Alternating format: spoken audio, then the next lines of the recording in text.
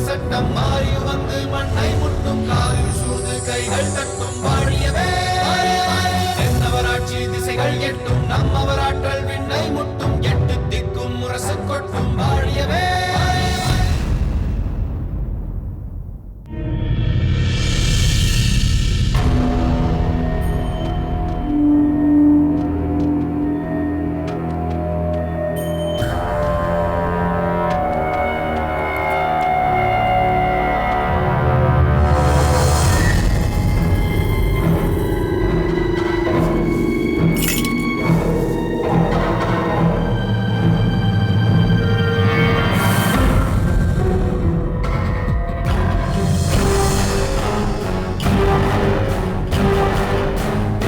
என்ன இது? இந்த இடம் ஏதோ வித்தியாசமாக காட்சியளிப்பது போல் தோன்றுகின்றதே. ஏதோ ரகசிய பகுதி போல் தெரிகிறதே. திறவுகோல் பயன்படுத்துவதற்கான துவாரம் வேறு இருக்கிறதே. அறையில் 3 பெட்டகம்தான் இருந்தது. ஆனால் திறவுகோல் நிறைய இருந்ததே.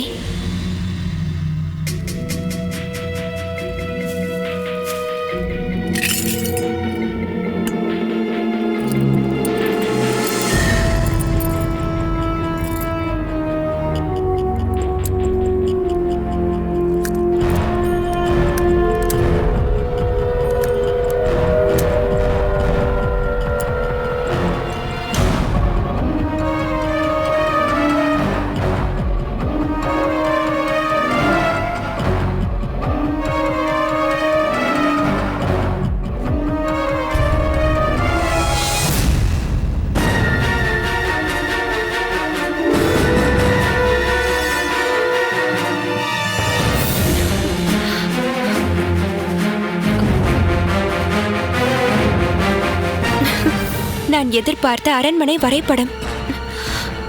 தந்தையார் வருவதற்குள் இதை எடுத்து செல்ல வேண்டும்.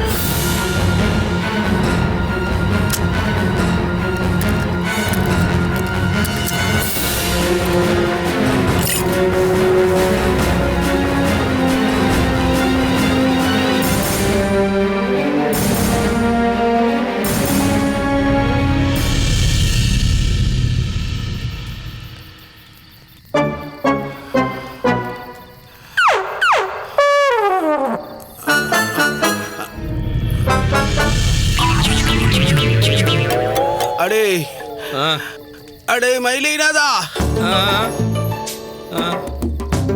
என்ன சொல்லுங்கள் இளவரசே. நான் இந்த நேரத்தில் யார் முகத்தை பார்த்துவிட்டு ஊரிலிருந்து புறப்பட்டேன் என்பதே தெரியவில்லையடா. வழியெல்லாம் அங்கே இங்கே அகப்பட்டு அடிபட வேண்டியுள்ளதேடா. புறப்படும் நேரத்தில் முழித்த முகமே சரியில்லையடா. இளவரசே, நீங்கள் அன்று காலை நான் எழுந்திருப்பதற்கு முன்பே நீ வந்து தயாராக நிற்க வேண்டும் என்றீர்கள்.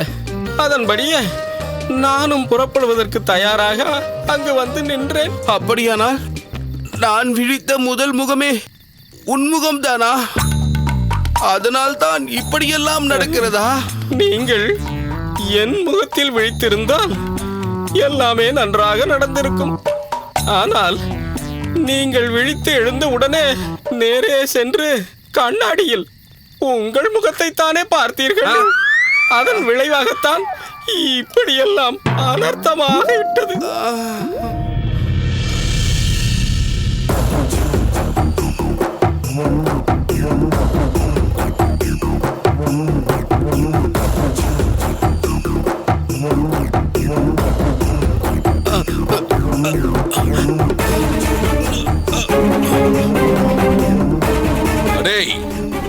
மரத்தில் கட்டப்பட்டு அடி வாங்கும் நேரத்தில் கூட விதண்டாவாதம் செய்து கொண்டிருக்கிறீர்களா? இப்போது உண்மையை சொல்ல போகிறீர்களா இல்லையா? ஐயா, எந்த உண்மையை சொல்கிறீர்கள்? எங்களுக்கு தெரிந்த உண்மைகளை எல்லாம் தான் சொல்லிவிட்டோமே. அடே மயிலினாதா, சொல்லேண்டா. ஆமாம், எங்களுக்கு எதுவுமே தெரியாது, அதைத்தான் சொல்லிவிட்டோமே. இப்படியெல்லாம் கேட்டால் சொல்ல மாட்டீர்கள். என் வீரர்கள் அடிக்கும் அடி உங்களுக்கெல்லாம் உரைக்கவில்லை என்று தெரிகிறது. இப்போதாவது உண்மையை சொல்கிறீர்களா இல்லையா என்று பார்க்கிறேன். சொல்.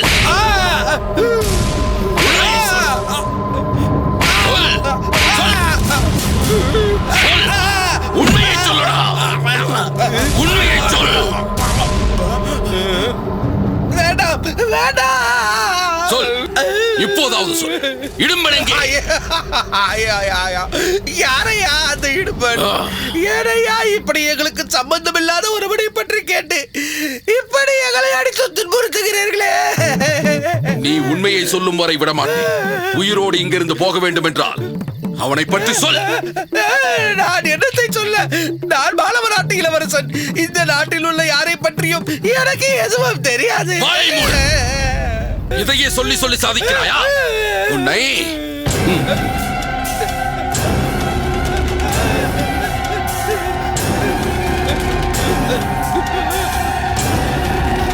இப்போதாவது உண்மையை சொல்ல போகிறாயா இல்லையா? ஐயோ, எனக்கு எதுவும் தெரியாது.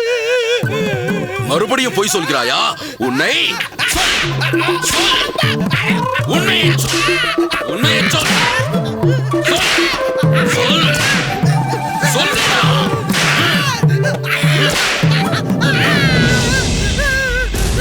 சற்று பொறுங்கள் மாமா. ஏன் இவனை? இல்லை, வேண்டாம் வேண்டாம், இருங்கள்.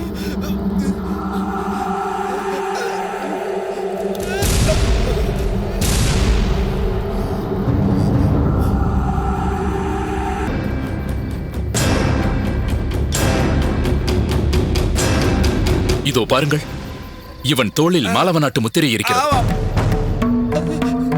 இவன் சொல்வது உண்மைதான். ஆமாம், நான் மாலவ நாட்டு இளவரசன் தான். ஐயா, நீர் நன்றாக இருக்க வேண்டும் ஐயா. இப்பொழுதாவது கண்டுபிடித்தீரே.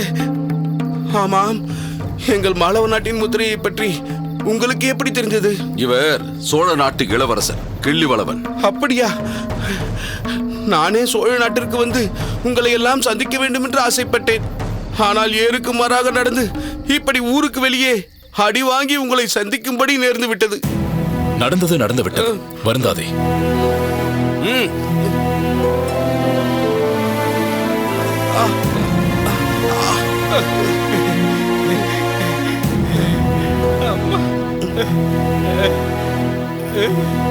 ஏதோ தவறு நடந்திருக்கிறது என்று தெரிகிறது. ஆம், எல்லாமே தவறுதான். இதோ இந்த முத்திரையை எடுத்துக் கொள்ளுங்கள். இதை என் சிறு வயதில் என் தோளில் பதிக்க வந்தபோது வேண்டவே வேண்டாம் என்று தப்பித்து ஓடினேன். ஆனால் வலுக்கட்டாயமாக என்னை பிடித்து அழைத்து வந்து அரச குடும்பம் என்பதற்கு இந்த லட்சணை அவசியம் இருந்து ஆக வேண்டும் என்று இதை பதித்தார்கள். இன்று என் உயிரை இதுதான் காப்பாற்றியது. இல்லாவிட்டால் நீங்கள் என்னை அடித்தே கொன்றிருப்பீர்கள். நீயே சொல், மாலவ நாட்டு இளவரசர் அரச உடை அணிந்து குதிரை மேல் அமர்ந்து செல்வார் என்று நாங்கள் எதிர்பார்ப்போமா? இல்லை, காட்டுவாசிக்குரிய உடை அணிந்து கால் பிடரையில் இடிபட ஓடி வருவார் என்று நாங்கள் எதிர்பார்ப்போமா? நானும் நீங்கள் சொல்வது போல் அரச உடை அணிந்து குதிரை மேல் தானே புறப்பட்டேன். சேர நாட்டின் இளவரசி பரிவாதினியின் பிறந்த நாளில் எல்லோருக்கும் முன்னால் சென்று எப்படியாவது அவளின் மனதில் இடம் பிடிக்க வேண்டும் என்று நினைத்துதான் வேகமாக சென்றேன். ஆனால் இடையில் குறுக்கிட்ட ஒருவனால் எல்லாமே மாறிவிட்டது. யார் அவன்? ஏன் குறுக்கிட்டான்? சொல்கிறேன். அவன் தம்பிகளா, இங்கே வாருங்கள். என்ன? குடிக்க தண்ணீர் வேண்டும். வாருங்கள், எங்களிடத்தில் நீர் இருக்கிறது. ஓ, வாருங்கள். வா.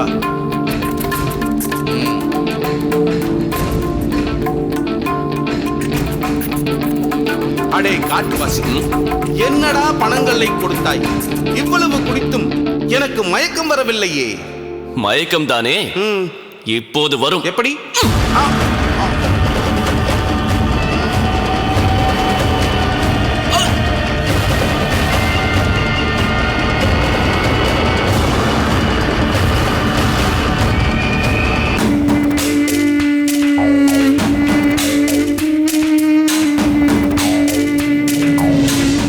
நான் தான் மாலவ நாட்டு இளவரசன் இளம் சித்திரன். நான் தான் இளவரசரின் உதவியாளர் மயிலைநாதன். வேண்டாம். டேய், நில்லு. நில்லடா. டேய், அடே காட்டுவாசி, வேண்டாமடா, வேண்டாம்.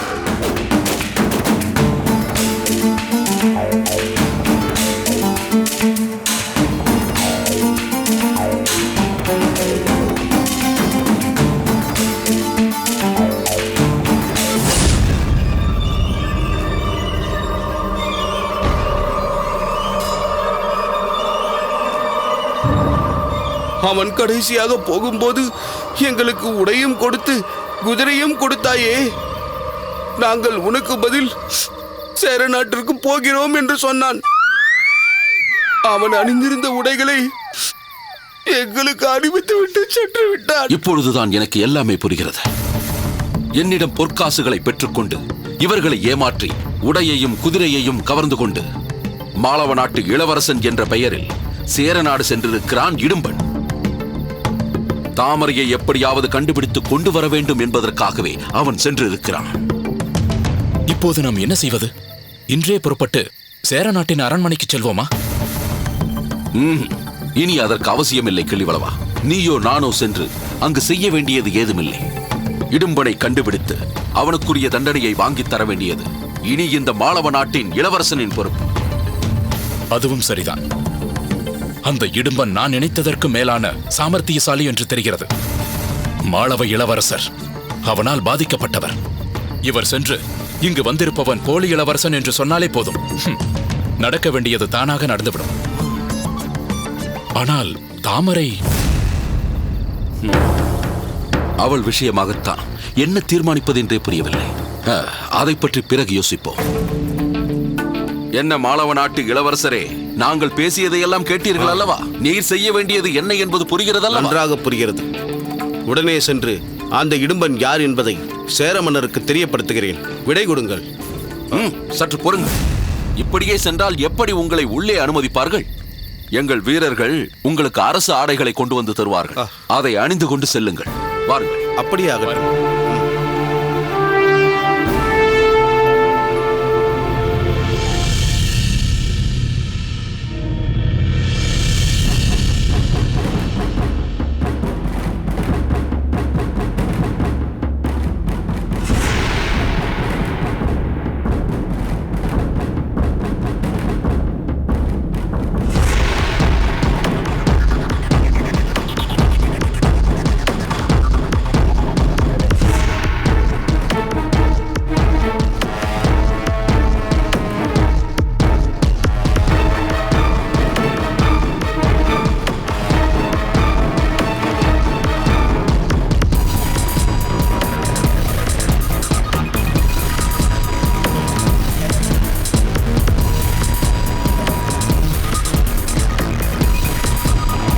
என்ன இது? இந்த வரைபடத்தை இவ்வளவு சிரமப்பட்டு சாமர்த்தியமாக கொண்டு வந்தது பலனில்லாமல் போய்விடும் போலிருக்கிறதே. இதில் சுரங்கப்பாதை இருப்பதற்கான எந்த அடையாளமும் இல்லையே. அப்படி நினைக்காதே பரிவாதனே.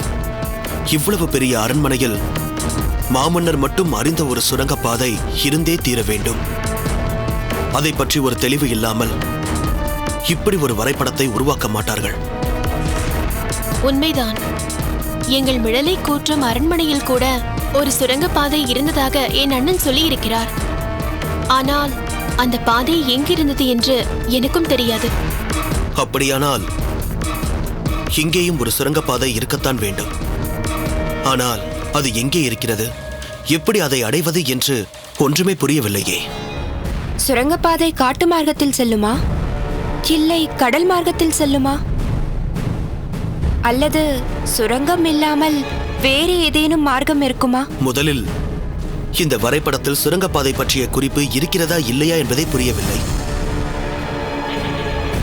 அதற்குள் நீ அந்த மார்க்கம் எங்கே செல்லும் என்று யோசிக்க தொடங்கிவிட்டாயே. அதுவும் சரிதான். அதைத்தான் கண்டுபிடிக்க வேண்டும். ஆனால் இவ்வளவு நேரம் கூர்ந்து கவனித்தும் எதுவும் தெரியவில்லையே.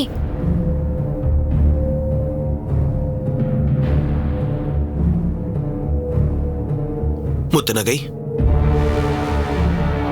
முத்துநகை, உன்னைத்தான். முத்துநகை, என்ன? என்னவா? எத்தனை முறை உன்னை அழைத்தேன் தெரியுமா? நீ சற்று கூட அசையாததால் தான் உன் தோலை உலுக்கி உன்னை நினைவுக்கு கொண்டு வந்தார்கள். ஆமாம், அப்படி என்ன யோசித்துக் கொண்டிருக்கிறாய்? என்ன யோசித்தேனா? இப்பொழுது நாம் எதற்காக இங்கு கூடியிருக்கிறோம்? இந்த வரைபடத்தில் உள்ள சுரங்கப்பாதையை கண்டுபிடிக்கத்தானே? ஆமாம், அதைத்தான் யோசித்துக் கொண்டிருக்கிறேன். படத்தை கூர்ந்து கவனித்துக் கொண்டிருக்கிறேன். நாங்கள் மட்டும் இதுவரை வேற என்ன செய்து கொண்டிருந்தோம்? அதைத்தானே பார்த்துக் கொண்டிருந்தோம். அதன் மூலம் தங்களுக்கு என்ன தெரிந்தது? இதில் சிரமப்பட்டு கொண்டு ஒரு பயனும் இல்லை என்று தெரிந்தது. அப்படி ஏதும் இந்த வரைபடத்தில் சுரங்கப்பாதையை காட்டும் மார்க்கம் போடப்படவில்லை என்று தெரிந்தது. இந்த அரண்மனையில் சுரங்கப்பாதையே இல்லை என்பது புரிந்தது. இவ்வளவு பெரிய அரண்மனையை கட்டியவர்கள் இதற்கு ஏதேனும் ஆபத்து நேர்ந்தால் தாங்கள் தப்பி செல்வதற்கு ஒரு சுரங்கப்பாதையை அமைக்காமலா இருப்பார்கள்? சேர நாட்டு முன்னவர்கள் அதை பற்றி சிந்திக்காமல் இருப்பார்களா? ஒருவேளை வாய்மொழியாக அடுத்தடுத்த தலைமுறைக்கு சொல்லப்பட்டு வந்திருக்கலாம். அப்படி பார்த்திருந்தால் பரிவாதனிக்கு சேர மன்னர் இதை பற்றி நிச்சயம் சொல்லியிருப்பார் அல்லவா? இப்பொழுது நீ என்ன சொல்ல வருகிறாய்? இந்த வரைபடத்தில் நிச்சயமாக அந்த குறிப்பு இருக்கிறது என்கிறாயா? நிச்சயமாக இருக்கிறது.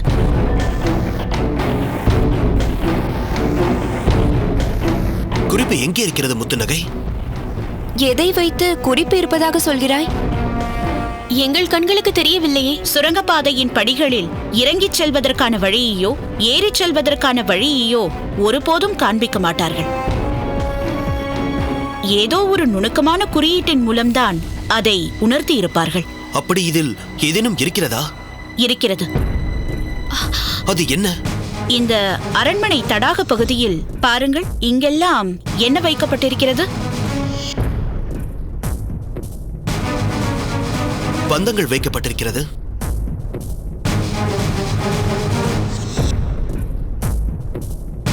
எங்கெங்க இருக்கின்றன? எல்லா பகுதிகளிலும் தான் வைக்கப்பட்டுள்ளது. இதில் விளக்கு எங்கிருக்கிறது? விளக்கு தெரியவில்லையே. நன்றாக கூர்ந்து கவனியுங்கள்.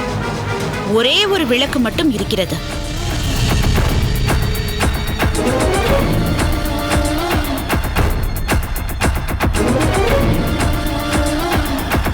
நீர்நிலைக்கு முன்னால் உள்ள ஒரு மேடையில் விளக்கு இருக்கிறது.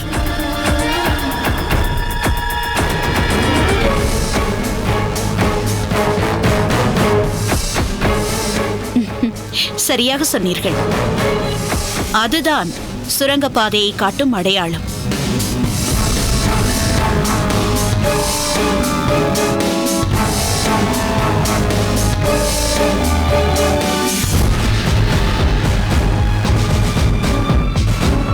அருமை முத்துநகை, அருமை. அந்த தீபம் வைக்கப்பட்டிருக்கும் இடத்தில் ஒரு இடைவெளி இருக்கிறது. அதன் மூலம் சென்றால் நிச்சயம் ஒரு சுரங்கப்பாதை இருக்க முடியும். அது எங்கே கொண்டு போகிறது என்று தெரியாதே. காட்டுப்பாதையானால் அங்கு குதிரைகளை தயார் நிலையில் வைக்க வேண்டும். கடற்கரை பகுதியானால் படகுகளை தயார் நிலையில் வைக்க வேண்டும். எதற்கு இந்த யோசனை? 2 இடங்களிலும் இரண்டுமே ஏற்பாடு செய்து விடலாம். வேண்டாம். அந்த பாதை கடற்கரைக்குத்தான் செல்ல வேண்டும். படகுகளை மட்டும் ஏற்பாடு செய்தால் போதும். அது எப்படி அவ்வளவு உறுதியாக சொல்கிறாய்? அதை சுட்டிக்காட்டத்தான் கடல் போன்ற நீர்நிலையை சுரங்கப்பாதைக்கு முன்பு அமைத்திருக்கிறார்கள். பாருங்கள்.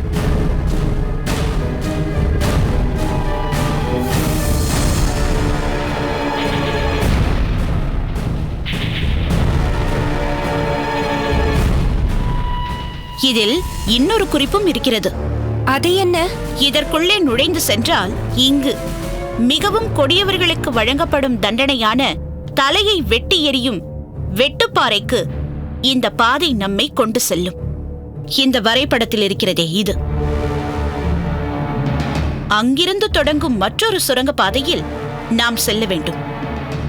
அதனால்தான் இந்த வெட்டுப்பாறை பகுதியில் இந்த இடத்தில் ஒரு தீபம் சுடர் விடுகிறது. பாருங்கள்.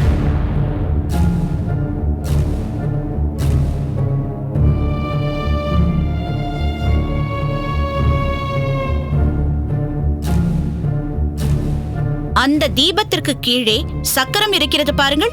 அதன் கீழே ஒரு சுரங்கப்பாதை இருக்க வேண்டும்.